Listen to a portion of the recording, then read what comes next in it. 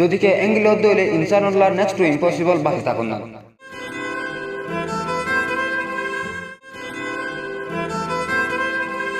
কি হইব যদিকে দুনিয়া তুন বেল আইজা লেব ফলে শুরুর মাঝে আরা হয়ে গেছেন 8.5 মিনিট বাদে কেলন হলে বেলার পর দুনিয়া পৌঁছিতে 8.5 মিনিট লাগে, কিন্তু 9 মিনিট হইতে হইতে দুনিয়া গুঁড়া সাফ ক্লিয়ার আন্দার হয়ে যাবে। আর আসমানের মাঝে জিয়ান নাকি আরা সান দেখি ইয়ানো দেখানো যাবো কেলন হলে সানি আনো বেলার পর জরিয়া দেখা যাবে।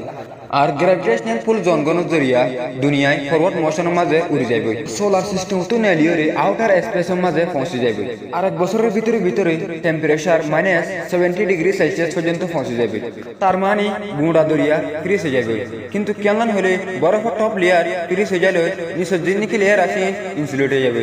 এগুলোর দলে নিচে হামাকা পানি বাঁচি থাকিব।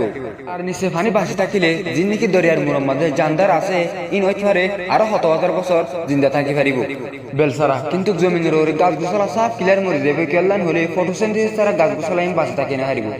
আর ঠান্ডা এঙ্গিলা করিব জিয়ানোর জরিয়া অ্যাটমসফিয়ারও খতম হয়ে যাবে।